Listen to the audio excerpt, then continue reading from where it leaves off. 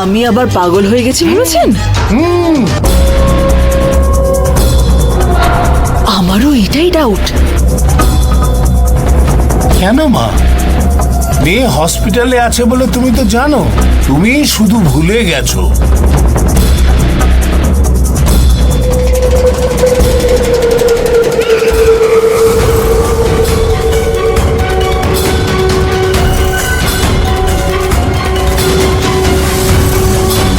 আমার কেন জানি না কাউকে দেখলেও ভয় করছে।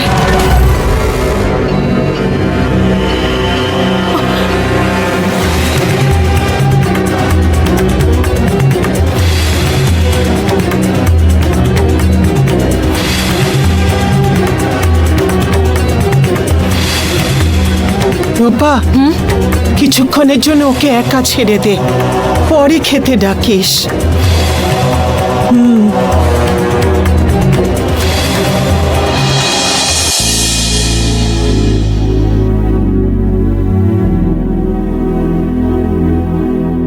একটা সুখবর, আপনার স্ত্রী এখন ভালো আছেন। দুর্গাকে দেখে একদম সুস্থ হয়ে উঠেছেন। অনেকটা ব্লাড লস হয়েছিল, তাই ব্লাড দিতে হয়েছে। এখন উনি স্টেবল আছেন। যে ওষুধগুলো লিখেছি সেগুলো সময় মতো খাওয়াবেন, ঠিক আছে? সেলাই করা আছে, 1 সপ্তাহ পরে এসে সেলাই কাটাতে হবে। ওরা একটু দূরে থাকে ম্যাডাম। কোনো ব্যাপার না, কাছাকাছি কোনো হসপিটাল থেকে কাটালেই হবে। ঠিক আছে দিদি। ডিসচার্জের জন্য লিখে দিয়েছি আমি, আর 1/2 ঘন্টার মধ্যে ডিসচার্জ হয়ে যাবে। ডাক্তার দিদি, আপনি খুব উপকার করলেন। কোনো ব্যাপার না। ম্যাডাম, আপনাকে একটা সাইন করতে হবে। ইন্সপেক্টর ম্যাডাম, নমস্কার। আপনি অনেক উপকার করলেন, আমি জীবনে কথা ভুলবো না। কোনো ব্যাপার না, মানুষ হয়ে এটা করা আমাদের কর্তব্য। পেশেন্টকে ছাড়ার পরে ওনাকে কোর্টে প্রডিউস করতে হবে। কেন ম্যাডাম? আত্মহত্যা করা আইনের নজরে মহা অপরাধ। আপনার স্ত্রীকে জাজের সামনে নিয়ে যেতে হবে। আমার মতে কোনো শাস্তি হয়তো পাবে না, ইমোশনালি এটা করেছে। জাজও একজন মহিলা, মনে হয় 2-1টা কথা বলে ওনাকে ছেড়ে দেবেন। আপনি কোনো চিন্তা করবেন না, ঠিক আমি আছে। কোর্ট থেকে ঘুরে আসছি, আপনি মেয়ের সঙ্গে থাকুন। ঠিক আছে ম্যাডাম। আমি আসার পরে দুর্গাকে ওর মায়ের কাছে ছেড়ে দিতে হবে। আপনার আসতে কত দেরি হবে? আমি 2 ঘন্টার মধ্যেই চলে আসব। এখানকার কাজগুলো কমপ্লিট করে যাচ্ছে। ঠিক আছে ম্যাডাম। ওকে সাবধানে রাখবেন। হ্যাঁ, ঠিক আছে ম্যাডাম।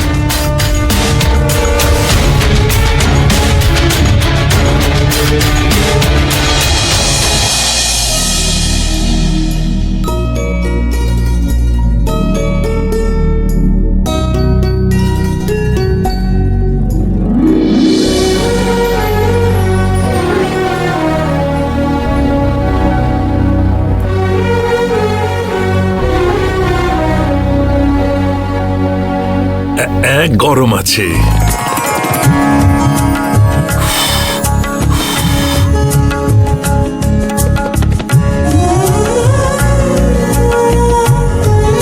ভালো লাগছে তো? আরেকটু দি। আমার সোনা মেয়ে এখন খাবে। ভালো লাগছে তো?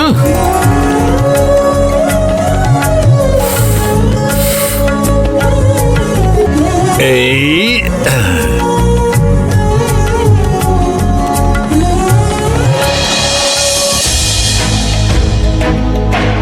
ওই মেয়েটার বাবা এখন কি করছে? ফোন করে দেখি। যে নাম্বারে আপনি যোগাযোগ করার চেষ্টা করছেন সেটি বর্তমানে পরিষেবা সীমার বাইরে রয়েছে, দয়া করে পরে চেষ্টা করুন।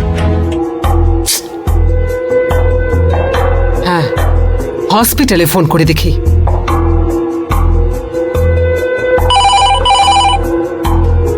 হ্যালো, আমি ইন্সপেক্টর গীতা বলছি। ওখানে একজন পেশেন্ট অ্যাডমিট আছে যিনি হাত কেটেছেন। ওনার হাজবেন্ড ওখানে আছে? না ম্যাডাম, ওনাকে অনেকক্ষণ ধরে দেখতে পাচ্ছি না। দেখতে পাচ্ছেন না? আরেকবার চেক করে দেখুন। হ্যাঁ ঠিক আছে ম্যাডাম, দেখছি।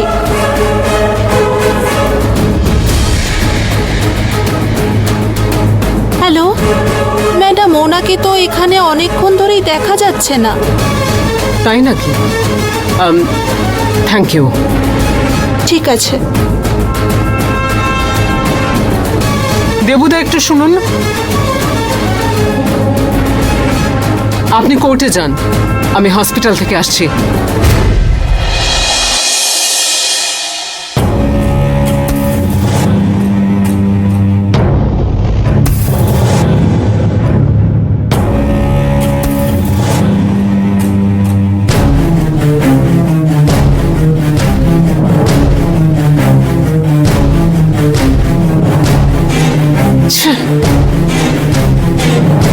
কেউ আছেন এখানে? ধুর, পুরো হসপিটাল খুঁজে ফেললাম, এখানেই তো থাকতে বলেছিলাম, কোথায় যে চলে গেল।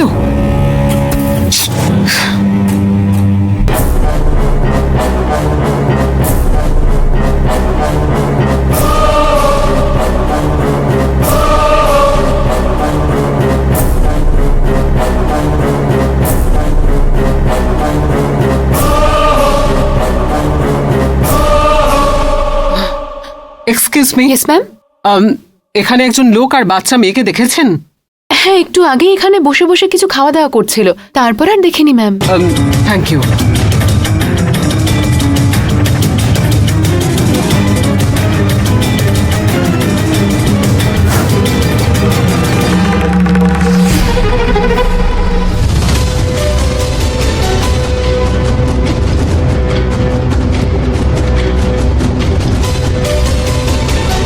Madam, yes ma'am. এই সিসিটিভির ফুটেজ কোথায় দেখতে পাবো? আসুন।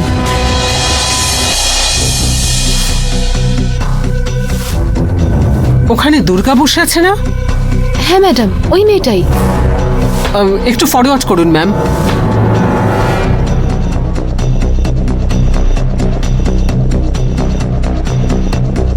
একটু রিমাইন্ড করুন।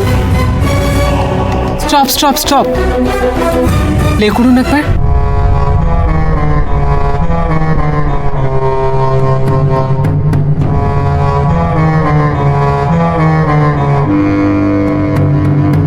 গরম আছে।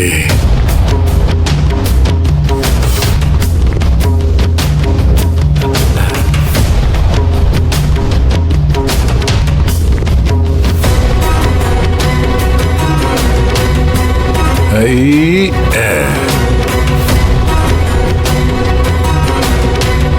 নো বাবা, দুর্গা, কিরম একটা লাগছে শরীরটা। কি হয়েছে মা? ভারী লাগছে।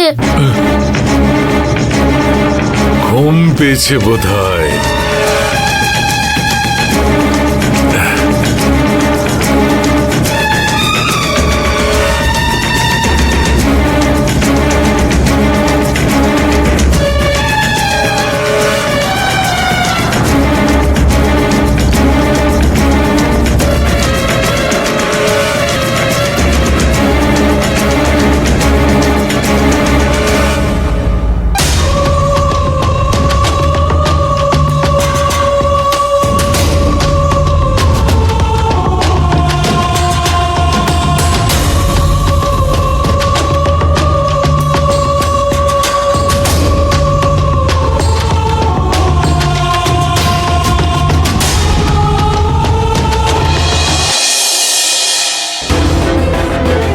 Shivani madam, Shivani madam.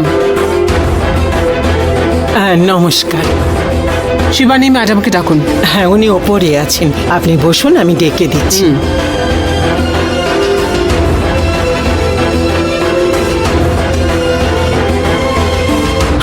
দুর্গা, চলে এসেছিস সোনা? কোথায় আছিস দুর্গা? আমার ভয় কোথায় লুকিয়ে আছে, তাই না? দুর্গা, সোনা। শিবানী ম্যাডাম। ইন্সপেক্টর, দুর্গা কোথায়? আমাকে আপনি ক্ষমা করে দেবেন, দুর্গাকে ওর বাবা কিডন্যাপ করেছে।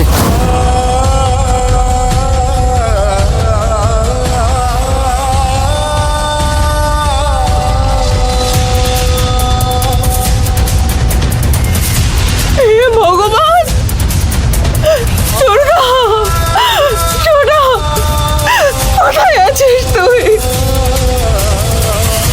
কমলা মা, দেখেছো? দেখেছো? আমি জানতাম আমার মেয়ে বাড়ির বাইরে গেলে আর বাড়ি ফিরে আসবে না। তুমি বড় বড় কথা বলছিলে না যে ওরা পুলিশ, ওরা ওদের কথা ঠিক রাখবে, তোমার মেয়েকে সুস্থভাবে বাড়ি ফিরিয়ে আনবে। কোথায়?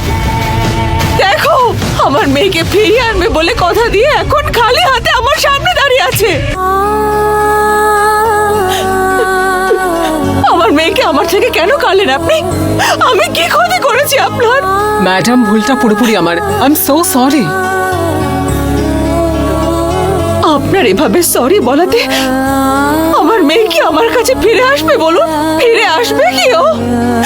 আপনার মনে হলে আপনি আমাকে মারতেও পারেন, আমি কিচ্ছু বলবো না, কিন্তু দয়া করে আপনি আমার মেয়েকে আমার কাছে ফিরিয়ে দিন। ম্যাডাম, একটু সময় দিন। আমরা পুলিশ। কোনো একটা জিনিস হারিয়ে গেলে সেটা কোথায় আছে আমরাই খুঁজে আনি। আর এ তো একটা প্রাণ, একটা বাচ্চা মেয়ে। এই ব্যাপারটা আমি একদম লাইটলি নেব না। ও আমাদের পুলিশের পাওয়ারকে হালকা ভাবে নিয়েছে। যেখানে লুকিয়ে থাকুক খুঁজে বার করব, এটাই বলার জন্য এখানে এলাম। আপনার মেয়েকে নিয়ে ফিরবো। আমাকে আপনি তখনই দেখতে পাবেন যখন মেয়েকে নিয়ে আসবো। ইন্সপেক্টর,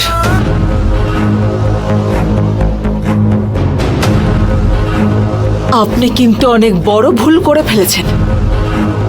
আমার মেয়ে যখন হসপিটালে যাবে বলে আপনাকে ফোন করে ডাকলো, তখন সাথে সাথেই আপনার আমাকে ইনফর্ম করা উচিত ছিল, কিন্তু তার বদলে আপনি নিজে থেকে সমস্ত ডিসিশন নিয়ে প্ল্যান করে আমার মেয়েকে নিয়ে চলে গেলেন হসপিটালে।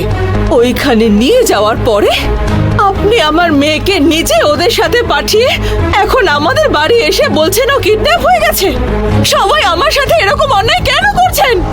শিবানী ম্যাডাম, আমি যাই বলি আপনি বিশ্বাস করবেন না। এখন আপনার মেয়েকে নিয়ে ফিরবো, আপনি এখন শান্ত হন।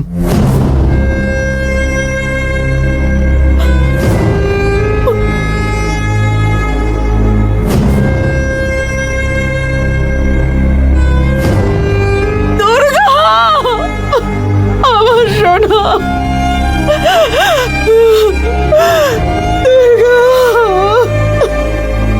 দিদি, এইভাবে তুমি কেঁদো না। ও নিশ্চয়ই ফিরে আসবে, ওকে ফিরে আসতেই হবে। কমলামা, আমার মেয়ে কমলামা, কিছু হবে না, ও ফিরে আসবে, কেঁদো না। ও কোথায় গেল? কেঁদো না, আমার মেয়েকে ফিরিয়ে দাও। তুমি চিন্তা করো না, আমার মেয়েকে ফিরিয়ে দেখবে ও ঠিক ফিরে আসবে। তুমি টেনশন করো না, একটু শান্ত হও দিদি।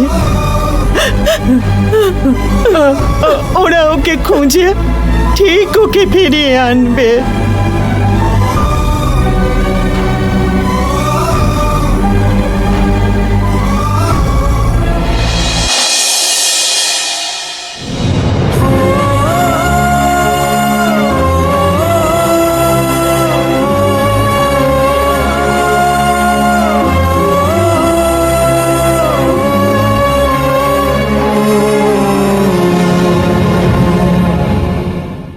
ছোড়দি, ছোড়দি, একটু ডাবের জল খেয়ে নাও না ছোড়দি।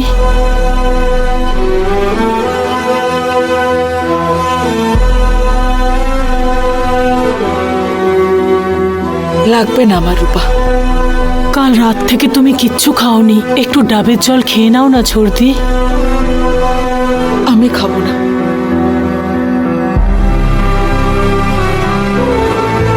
একটু খেয়ে নাও ছোড়দি। রূপা, কখন থেকে বলছি লাগবে না, বুঝতে পারছো না?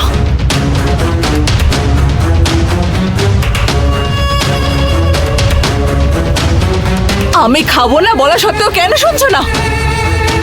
সবাই মিলে কেন জোর করছো আমি তো বুঝতে পারছি না।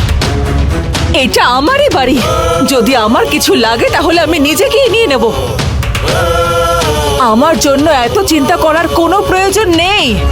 দয়া করে আমাকে একটু শান্তিতে একা থাকতে দাও।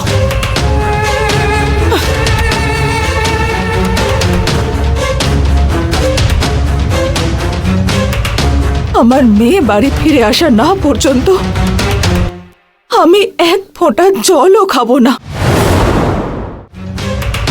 আমার মেয়ে বাড়ি ফিরে আসা না পর্যন্ত আমি এক ফোঁটা জলও খাবো না। আমি এখানে থাকলে তোমরা সবাই এসে আমাকে প্রশ্ন করবে তো? আমি বেরিয়ে যাব, বাইরে থাকবো। দুর্গা না আসা পর্যন্ত আমি ওখানেই থাকবো।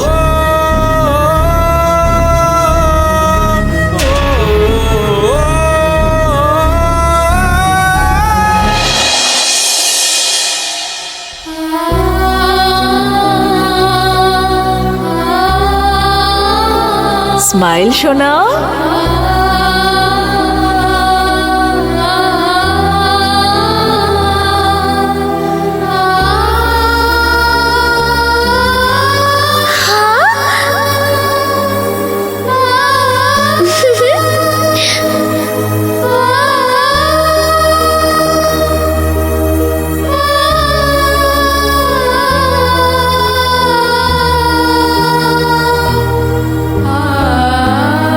দিদি,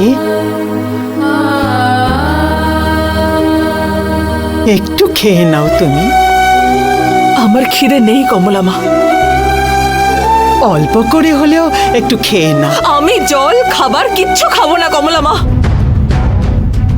আবার বলছি, দয়া করে আমাকে এখানে একটু একা ছেড়ে দাও। আমার মেয়ে বাড়ি ফিরে আসে না অব্দি খাবার, জল, ঘুম আমার কিচ্ছু চাই না কমলা মা। দেখো, তোমরা যদি এভাবে বারবার এসে আমাকে বিরক্ত করতে থাকো তাহলে কিন্তু আমি তোমাদের চোখের আড়ালে এখান থেকে অনেক দূরে কোথাও চলে যাব।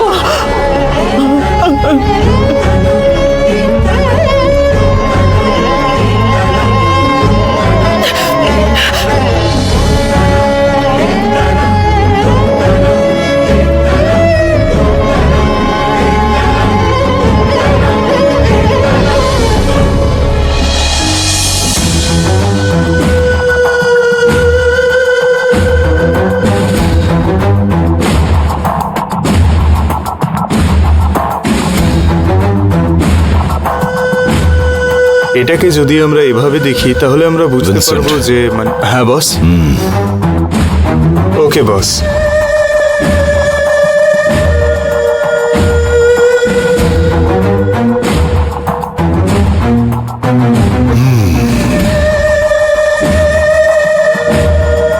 বলুন প্রতাপ বাবু,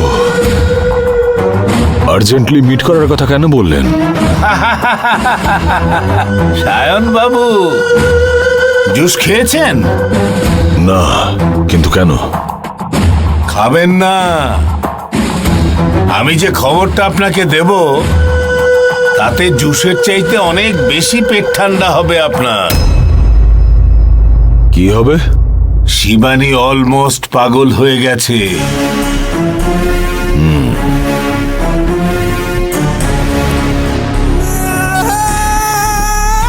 মেয়ে নেই বলে বিষ খাওয়া আরশোলার মতন ছটপট করছে।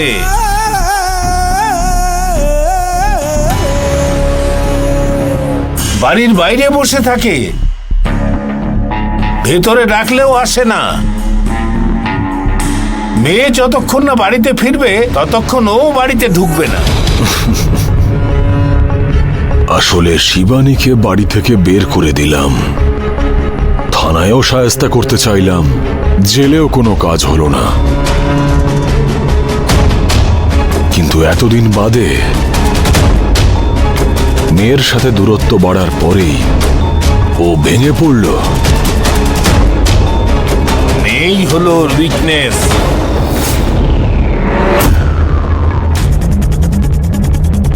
বাড়িতে মেয়ে নেই সেই জন্য কাজের লোকেদের সঙ্গে পাগলের মতো কথা বলছে। ওর ওই অবস্থা দেখে আমার পুরনো সেই পাগল শিবানীর কথা মনে পড়ে গেল।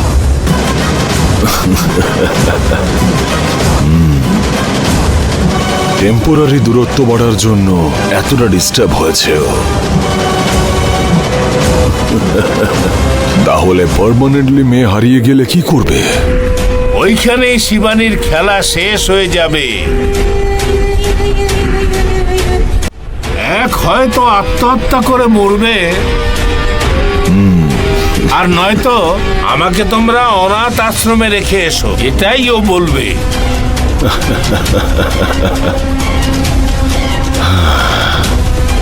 তাহলে তো ওই মেয়েকে সম্পূর্ণরূপে দূরে করে দেওয়ার ব্যবস্থা করতে হবে। আপনি ছাড়ুন, মনে করলে আপনি অনেক কিছু করতে পারেন। এটাই ভালো সুযোগ, যে কোনো ভাবে মেয়ে আর মাকে আলাদা করে দিন।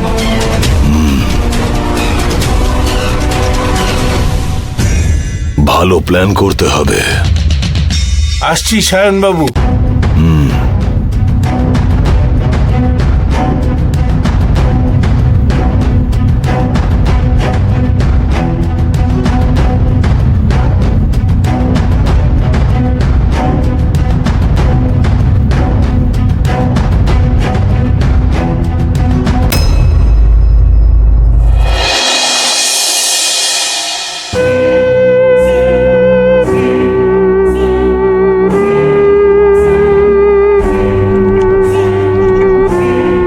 বল রকি।